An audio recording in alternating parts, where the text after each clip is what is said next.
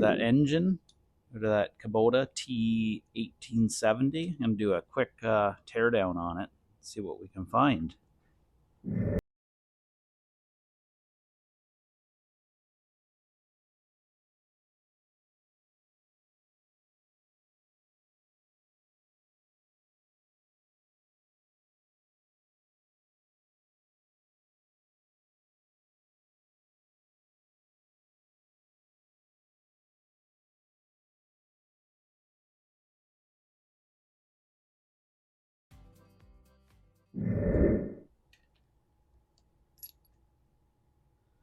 Little sacrificial bolt. There's no puller holes on the Kawasaki engine.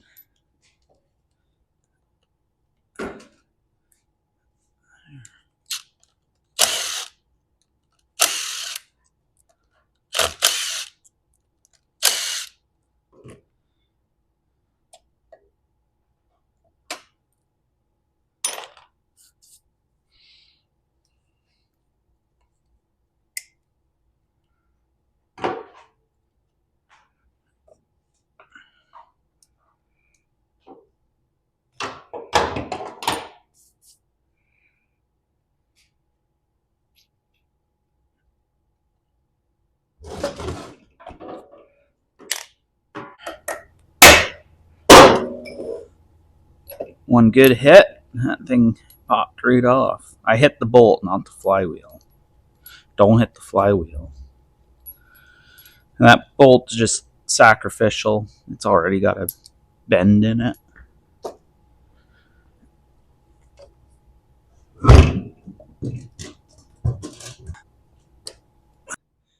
See quite a bit of oil around that seal, so I'd say that's where the leak was. That's a good spot for a leak. It makes the engine extra dirty. This camera set back up here. Perfect. Yeah, that was probably leaking for a long time. Flywheel off. Pop that. Yeah, I'll take that stator off now.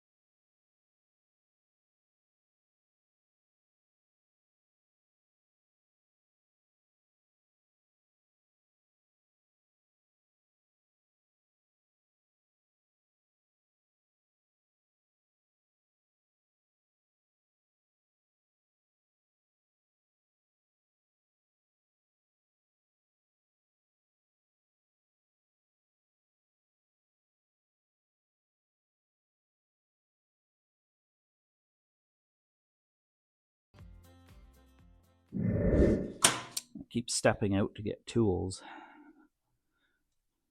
No, I'll just take that off here, like so. I wasn't just gonna cut it, but for later when I gotta measure what size I need. What's going on here? Oh, we got something else.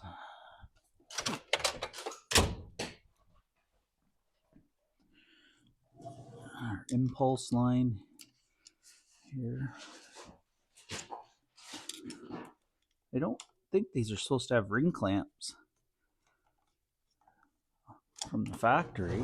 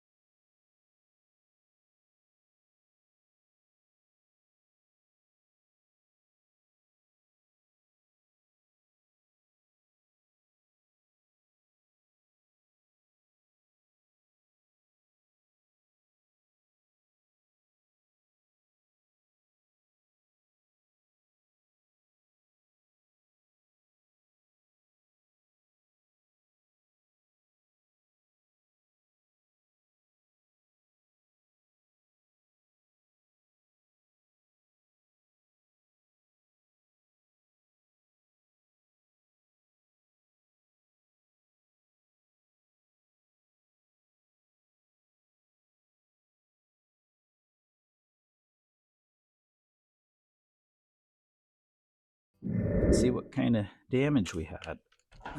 Make sure the camera angle's good. Okay.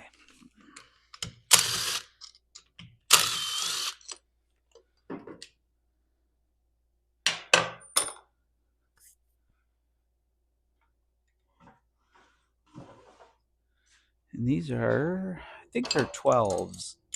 Yes, they're 12s. Surprised they're not 13.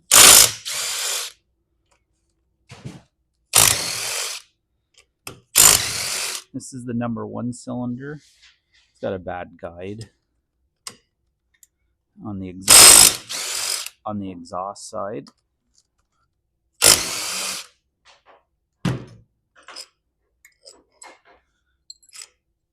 Head bolts.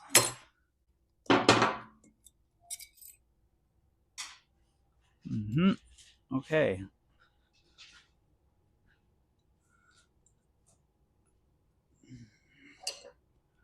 Yes, the exhaust valve was being held open. See the light in there? And we can get a good shot down the intake here.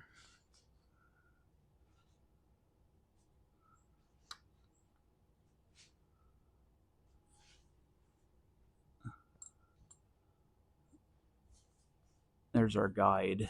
You can see our valve stem and our exhaust guide pushed way down into the intake.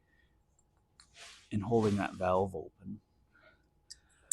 That's the problem with not having the cooling fins inspected sometimes yearly for oil leaks and dirt build up.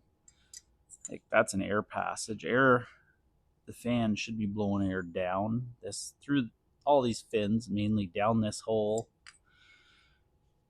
And these are cooling passages. This one's all blocked up. This cylinder head would have been running extremely hot. Not bent. Keep them. And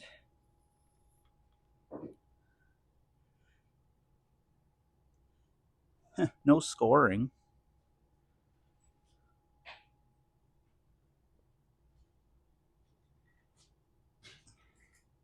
No scoring, but I also can't see any cross hatching, but no scoring.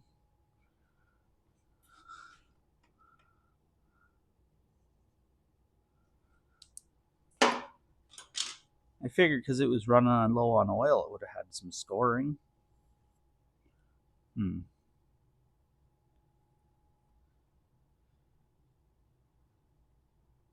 don't feel a ridge like coming up. No ridge. I bet if you throw a set of heads on this thing, fix the oil leaks, it'd probably run. It should have a set of rings. It's probably worth doing on a nice little Kawasaki like this. Set of rods, a set of rings, and check all the clearances of the journals. But I wouldn't feel good just throwing a set of heads on it. You never know what's going on inside because it had not much oil in it. The owner would have known it was leaking because it should have died a long time ago from running out of oil. Or the little oil sensor, he'd see the light on the dash come on, low oil pressure, maybe, and say, oh, gotta put oil in it. All right. This was number 2. This was the side with both push rods were missing. It didn't take much.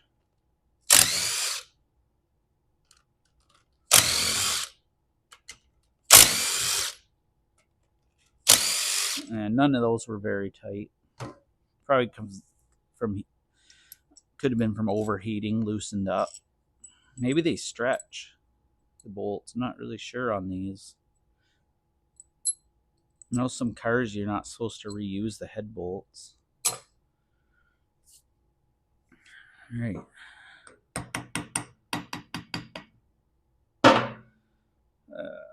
Okay, this side, there wasn't a lot of carbon buildup. A lot of carbon buildup on this side, top of the piston. Number 1, no carbon buildup.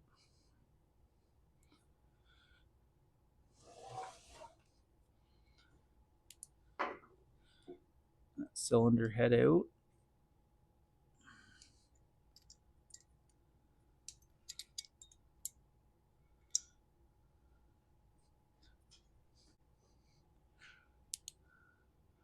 This one, the guide for the exhaust is, you can see the seal maybe pushed up and the guide pushed up right into the spring.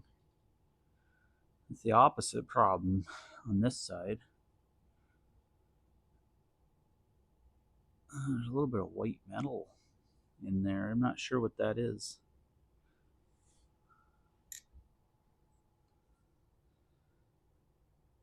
Maybe nothing.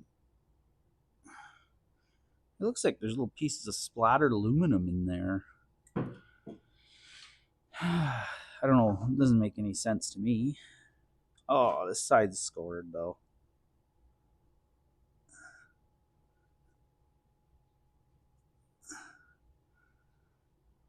Not horrible.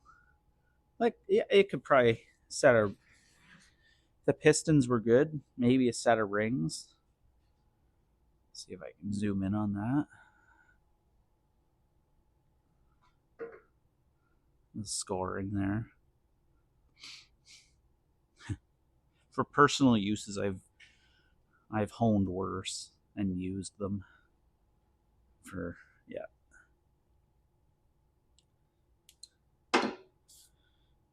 And this one too, all the cooling passages were blocked. Cooling fins blocked.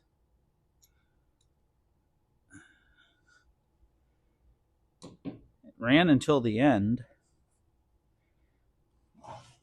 You know what? I might just pull this whole thing apart. Oh, look at that oil filter, just barely hand tight. No, I don't think it was leaking here, but I didn't put a tool on that yet.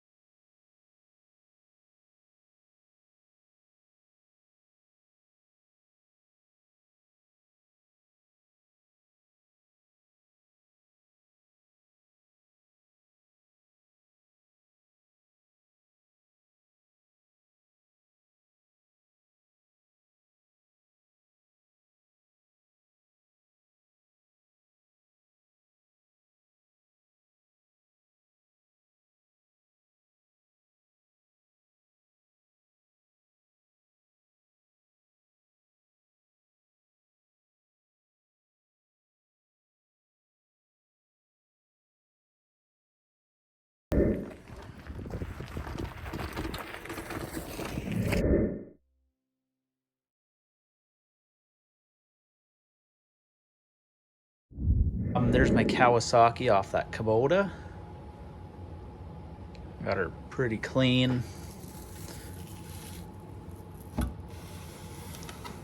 Parts washer, then a pressure wash.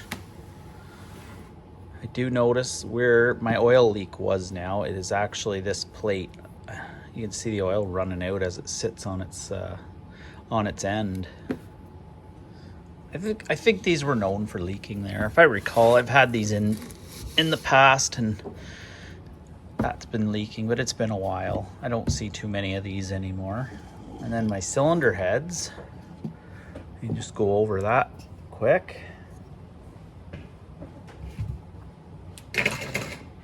That's just the cat making some noise. So this is cylinder head number 1. I did take the exhaust valve out. It's not great. I definitely wouldn't reuse that. I wonder if I can get a good focus on that seat area. Not the greatest.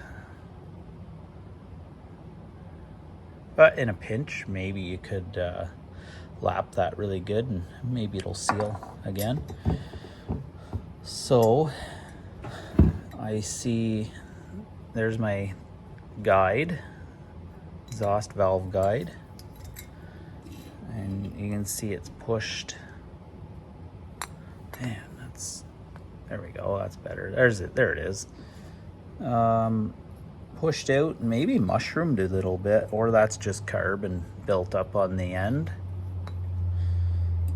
And a previous repair. See that set screw? I've heard of people doing this, but you usually should drill them straight.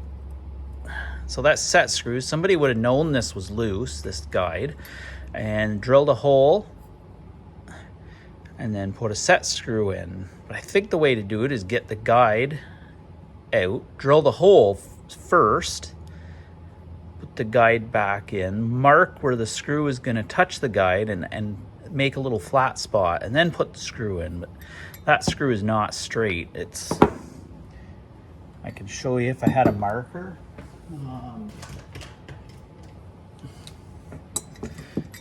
That screw is more like on like an angle. How do I say? Like, it was drilled like this. It's more like just kind of rubbing the side of the valve guide, so it didn't work out. I've heard of this repair before. I've never had to do it. I usually like to fix them the proper way. If it's for a customer, I usually put a new cylinder head on. All right, there's that. And then number 2, this was the side missing both push rods. I haven't been able to get it apart yet. I got a hammer on that to get that. I'm gonna have to push that guide back in, and then maybe get to it.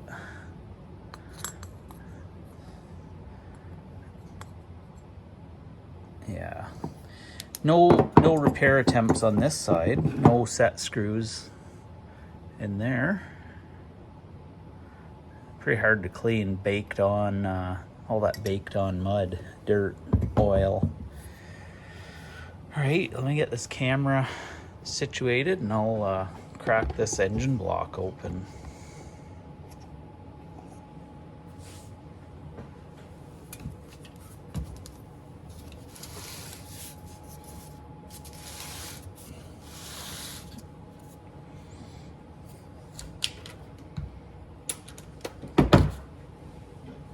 Little block of wood underneath there just kind of tilts the motor when I'm working on them. It keeps the oil, any residual oil, down in the case.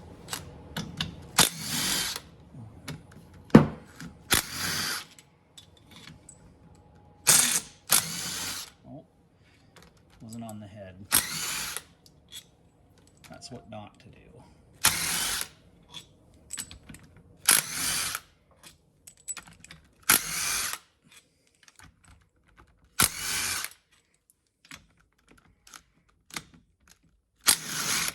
They all came out pretty easily. That gun did not struggle.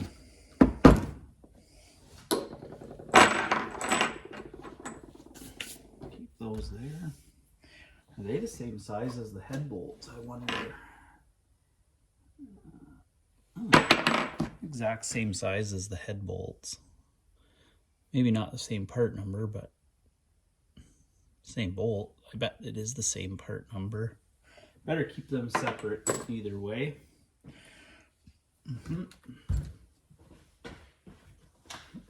Just pop this apart.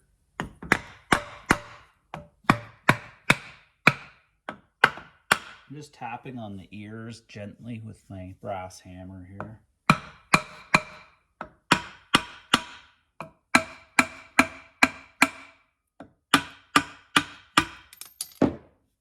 I don't know what that was. I heard a piece of something fall. I wonder what that could have been. That's clean. For the amount of hours, that's clean inside. Usually like a Briggs and Stratton will just have black whatever on the bottom, carbon. That's clean inside. These are a quality engine. Look at that little bushing in there too. Kohlers and everything else doesn't.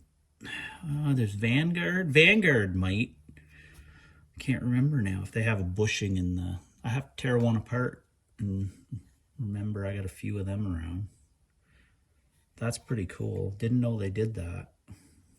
It's been a long time since I had a Kawasaki FH engine apart. A little governor right there. A little piece of something here. That might have just fallen in. All metal oil pump gear, metal shaft, metal gear. That's high quality stuff right there. Made in the USA. I guess these ones weren't Japanese. They must have started making these in North America. Okay. A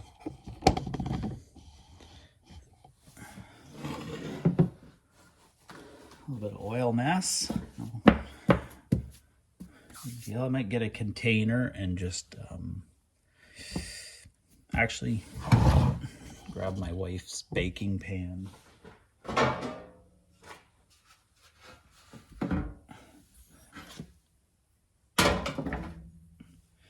Just let that go in there. That sump has still had oil in it. It's kind of spilling everywhere. I'm using a different phone. The microphone doesn't work with this phone, so I hope the sound is okay. A little bit of water in there. That's just from when I was pressure washing the engine block. Hard to tell if that sump gasket was leaking too. I don't think it was. Very hard. It's brittle. Comes off a lot easier than a Briggs & Stratton sump gasket. I don't know what the Briggs puts on those gaskets. That's not attached well there. I wonder if it was leaking because these bolts weren't very tight. It could have had lots of oil leaks. Oh, there. I wonder. Oh, okay.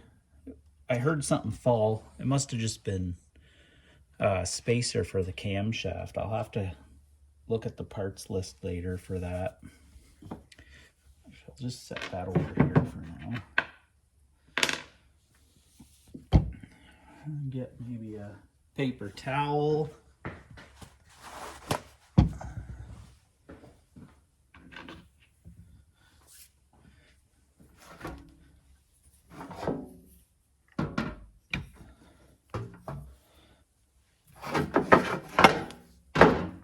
Just gonna set this upside down.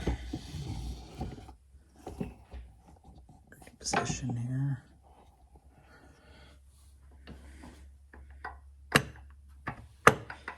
Oh, probably gotta line our dots up first. Just kind of there. Let's line our dots up. And that's way the cam will clear the lobes on the cam. If the dots are lined up, they'll clear the lifters. There's our camshaft.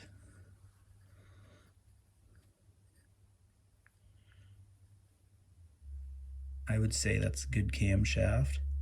I could take some measurements, but I'm gonna say that's nothing wrong with that. I can see decompression works.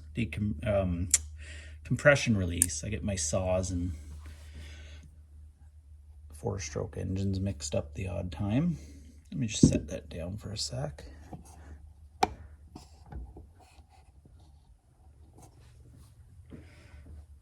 So these ones work. That's the governor. The governor's built into the camshaft.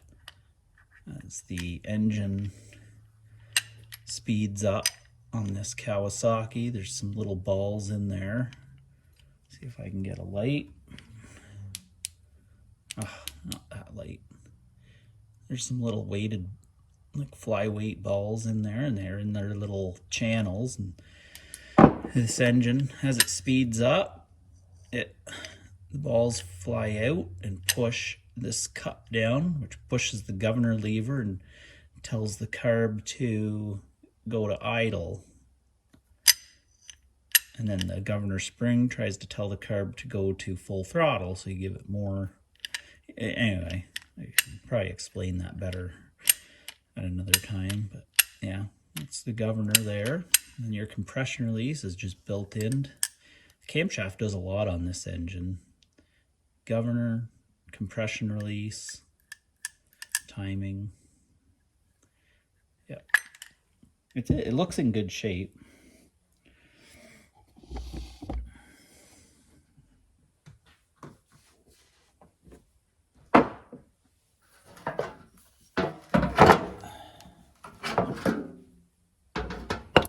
Oh, I dropped my lifters. I didn't mean to do that. The whole point of turning the engine was to not let the lifters fall out. Oh, I can't get that lifter out. Okay, I got, let's see, what we got here? I know which one's which still. So this is number 2. That was number 2 intake, I believe. And that was number 2 exhaust. They both came out. Okay.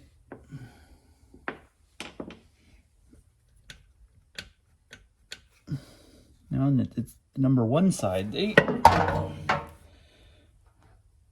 not coming out. It's interesting.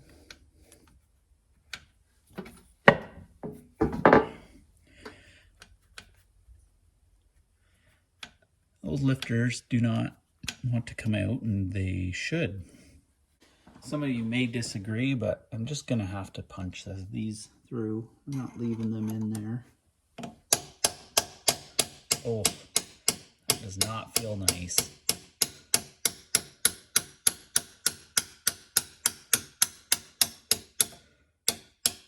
Oh, I didn't like that at all.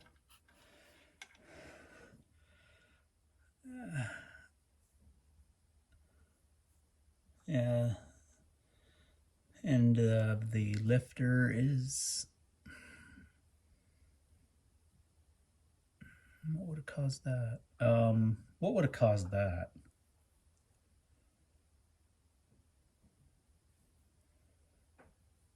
I've never had a lifter not want to come out very well like that before.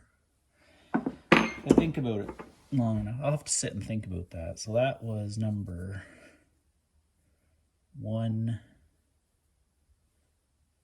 down lower exhaust 1E. All right, now I'll take the intake out again. Oh no, even worse. It's taken a lot of force.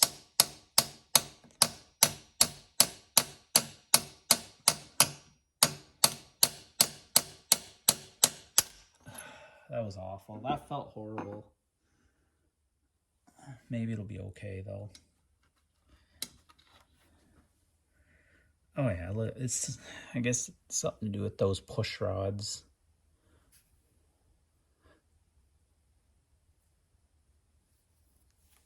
Wonder if I can get zoomed in there. They're messed right up.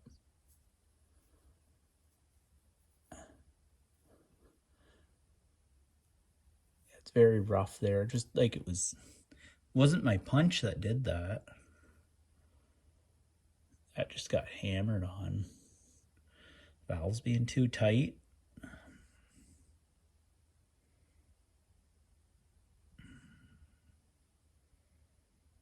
It's interesting. I don't know. Interesting. I've never had that one. Never seen that. Lifters that wouldn't come out. Lots of damaged push rods, damaged cylinder heads. So that was 1 intake. Okay. Well, that was unfortunate. Because the holes those lifters go through there, that's the block.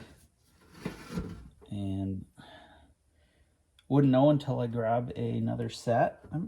Probably be okay. They're a little gouged, I'm sure. Should be fine. I think it'll be fine. Crank gear, maybe it doesn't come off. Alright, so I'm gonna pop my I'm gonna disconnect my connecting rods next. 10mm.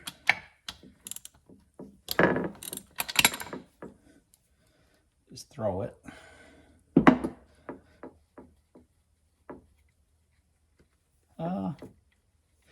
Journal looks nice so far. PTO in there.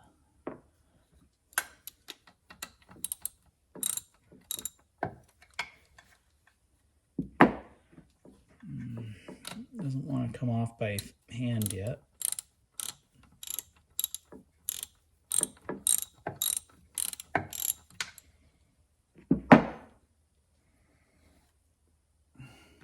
Nope.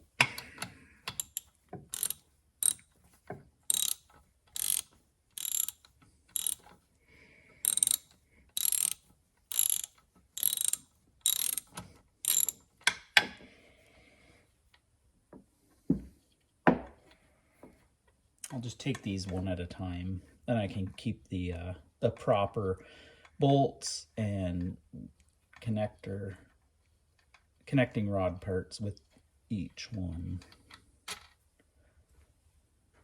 Oh.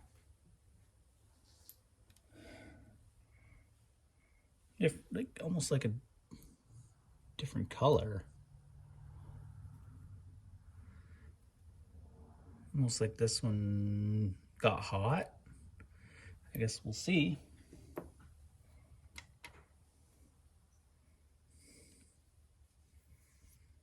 Yeah, I'm not reusing them. Little bit of wear on those.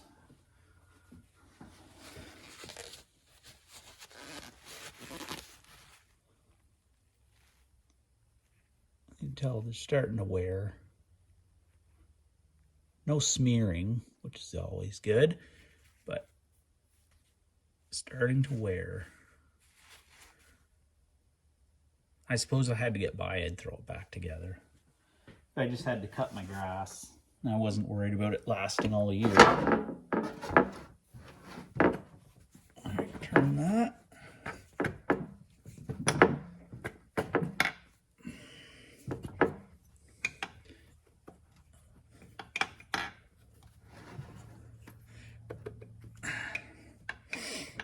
Just give this a push. Pop that one out. Let me just get that cleaned up. A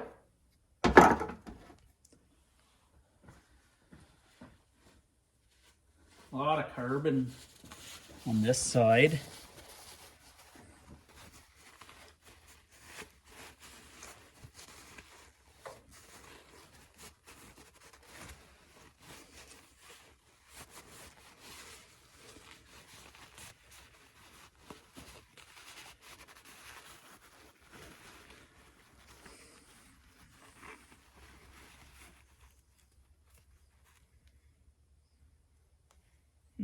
Not too much of a gap.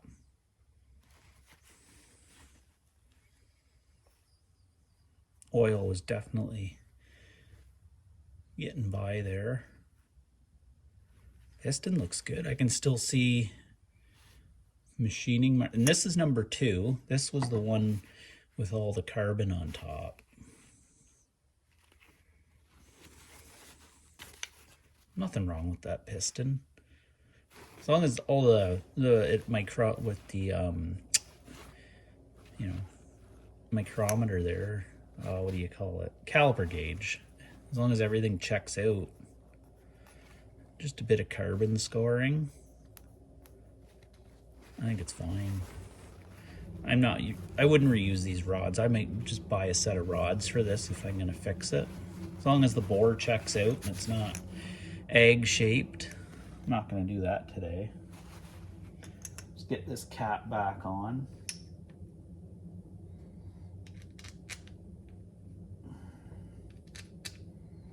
Rod cap with the bolts in it. Set that to the side. Actually, I better write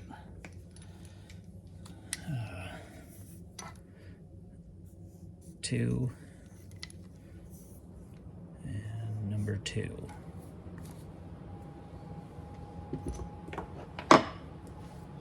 Some of these tools I don't need out of the way. Turn that.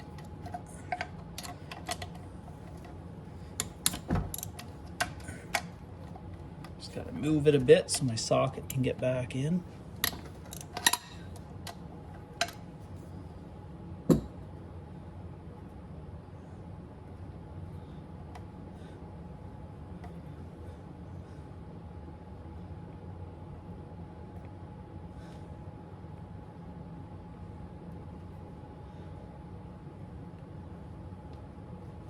Just trying to do that with my finger.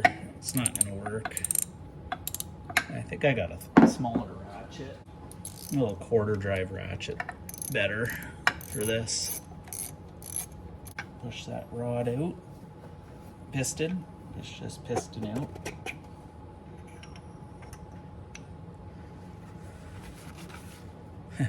That looks pretty good. No, like 1,400 hours and very little maintenance.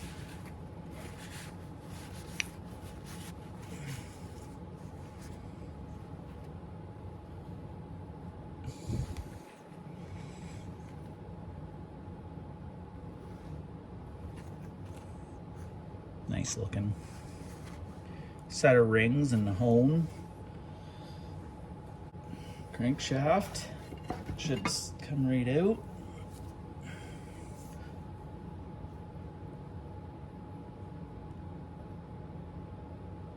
Looks like a little bit of factory machining on the oil holes. Just try to get rid of a burr or maybe slow. Yeah, that's factory. Like a little divot. And like I said, this is a Kawasaki FHV vertical shaft. Nothing wrong with that crank that I can see. That looks like a nice crankshaft. Yeah, that was enjoyable. I don't usually get to do this. Most customers they don't want to go into the engines with the cost of parts and stuff. Well, that's it. I just got to clean this mess up now. All right, thank you. Thanks for watching.